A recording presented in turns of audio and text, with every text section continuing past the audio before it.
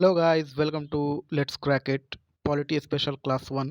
आज हम लोग इसमें चर्चा करने जा रहे हैं भारत का संविधान। और इस चैप्टर में हम लोग भारत के संविधान से रिलेटेड कुछ पढ़ने जा रहे हैं। तो बिना कोई देरी किए चलिए शुरू करते हैं। तो आज हम लोग इस चैप्टर में सबसे पहले पढ़ेंगे कि भारत के संविधान के निर्माण की प्रस्तावना, उसके बाद भारतीय संविधान की उत्पत्ति, उसके बाद भारत शासन अधिनियम, Nehru report, Cripps mission, cabinet mission, संविधान सभा का चुनाव, संविधान सभा की भूमिका, संविधान सभा की प्रमुख विशेषताएं और लास्ट में क्यू एंड ए। क्योंकि क्यू एंड ए जो है हमारे असेसमेंट का एक बहुत ही बढ़िया टूल है। इससे हमें हमारी तैयारी के बारे में पता चल जाता है। तो बहुत ही बेहतरीन पीपीटी फॉर्मेट में ये है। तो इस क्लास को मैंने दो पार्ट्स में डिवाइड किया है। पहले प्रस्तावना, भारत संविधान की उत्पत्ति और भारत शासन अधिनियम 1935। तो क्लास वन में हमें आज यही इतने देखने को मिलेंगे। तो सबसे पहले बिना कोई देरी किए चलिए शुरू करते हैं प्रस्तावना के बारे में। तो जैसा कि हम सब जानते हैं कि भारत के संविधान को 26 जनवरी 1949 को अपनाया गया था। मतलब इस दिन भारतीय संविधान सभा ने इसे अंतरिम रूप दिया था। जबकि यह 2 महीने बाद मतलब कि 26 जनवरी 1950 को लागू हुआ था। मतलब कि 26 जनवरी 1949 को भारत के संविधान को अपनाया गया था। मतलब इस दिन भारतीय संविधान सभा ने इसे अंतरिम रूप दिया था, लेकिन 2 महीने बाद यानी 26 जनवरी 1949 के बाद मतलब कि 50 को इसे लागू किया गया था। हालांकि संविधान के कुछ प्रावधान जैसे कि नागरिकता चुनाव, अस्थायी संसद एवं अन्य संबंधित प्रावधान 26 जनवरी 1949 को ही लागू कर दिए गए थे।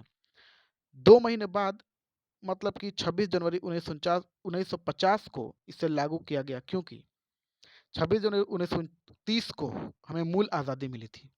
इस दिन 26 जनवरी 1930 को भारतीय राष्ट्रीय कांग्रेस ने भारत की आज़ादी का उत्सव मनाया था। यहाँ पर यह बात गौर करनी है कि भारत का संविधान काफ़ी लंबी प्रक्रिया और बातचीत की उपज है। और इस चैप्टर में हम लोग भारत के संविधान की संरचना के महत्वपूर्ण बिंदु से संबंधित जितनी भी चीज़ें हैं उन सब के बारे में डिस्कस करेंगे। तो चलिए अब देखते हैं हम लोग कि भारत के संविधान की उत्पत्ति।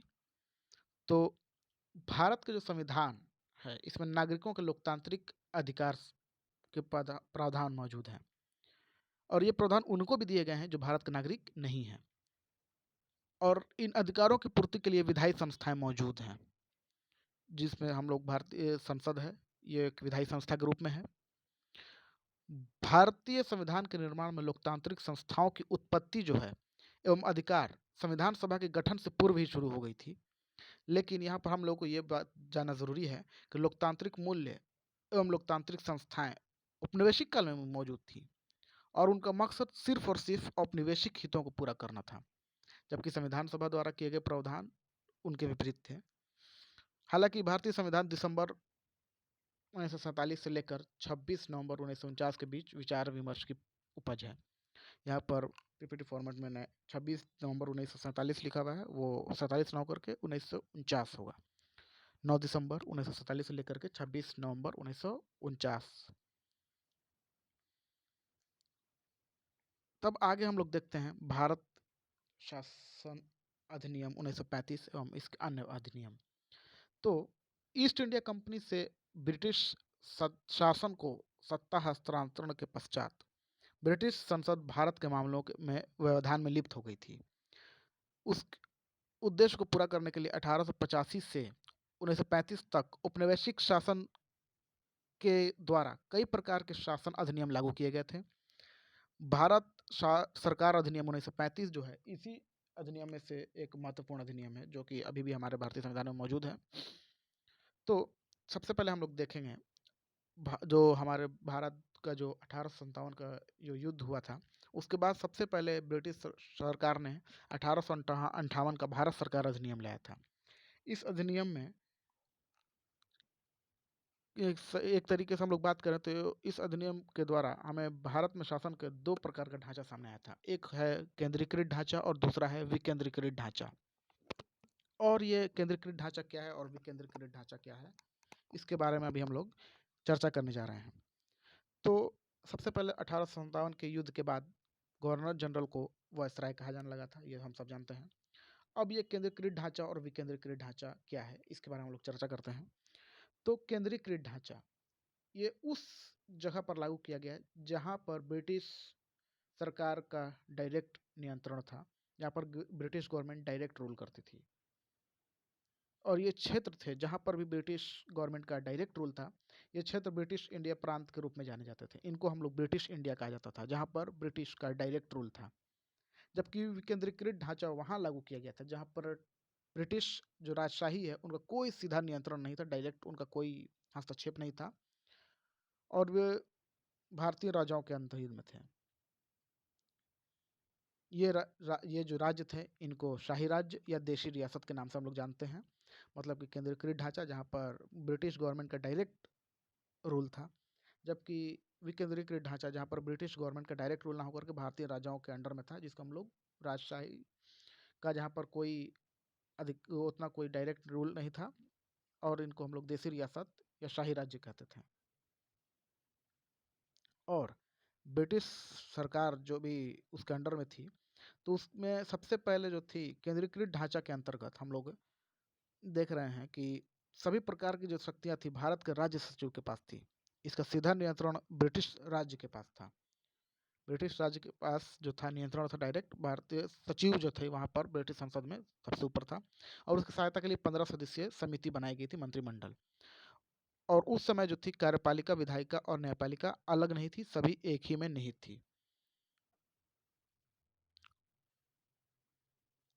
जिला स्तर पर वायसराय जो थे उनकी सहायता के लिए ब्रिटिश प्रशासक होते थे, लेकिन प्रांतीय सरकारों के पास, जो भी प्रांतीय सरकार थी उनके पास वित्तीय स्वायत्ता नहीं थी, उनके पास वित्तीय स्वायत्ता नहीं थी। उसके बाद अब हम लोग बात करते हैं 1919 के भारत सरकार अधिनियम के बारे में, जब इतनी चर्चा हो गई है तो सबसे पहले जो 1919 अधिनियम जो था उसमें प्रांतीय सरकारों को कुछ सत्ता सुपुर्द की गई थी, जिसमें केंद्र का नियंत्रण उन पर प्रमुख था। और इसमें जो केंद्र सरकार का नियंत्रण को कुछ कम कर दिया था भारत सरकार अधिनियम 1919 ने। और इसमें प्रशासक के कार्यक्षेत्र और राजस्व के स्रोतों का केंद्र और सरकारों में विभाजन कर दिया गया था। मतलब जो भी थे उनको केंद्र और राज्य के दोनों के बीच में विभाजन कर दिया गया था। और इसमें दो प्रकार के विषय शामिल किए गए थे। एक विषय था हस्तांतरित विषय और दूसरा आरक्षित विषय। हस्तांतरित विषय वह था जिसमें कानून बनाने का अधिकार राज्यपाल को था, जबकि आरक्षित विषय वह था जिसमें कानून बनाने का अधिकार विधायिका के पास था। अब हम लोग बात करते हैं भारत सरकार अधिनियम 1935। तो भारत सरकार अधिनियम 1935 बाकी सब जितने भी अधिनियम थे उनसे सबसे अलग था। जैसा कि हम लोग सब जानते हैं कि पहले के जितने भी अधिनियम थे उसमें ब्रिटिश इंडिया के प्रांत की जो सरकार एकात्मक या केंद्रीकृत थी, मतलब कि हर स्तर पर वही सरकार काम करती थी। बल्कि पिछले के जितने भी थे अधिनियम उसके विपरीत 1935 का जो अधिनियम था ये प्रांतीय स्वायत्ता की बात करती है, प्रांत में स्वायत्ता की बात करती है, और इसमें अल्पसंख्यकों को संरक्षण प्रदान किया गया था।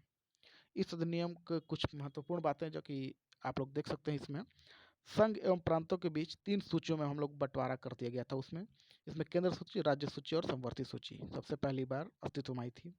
और केंद्र और राज्य के बीच मतभेद को दूर करने के लिए एक संघीय न्यायालय की स्थापना की गई थी, और केंद्र में जो है द्वैध प्रणाली की शुरुआत की गई थी, और भारत को बर्मा से अलग कर दिया गया था।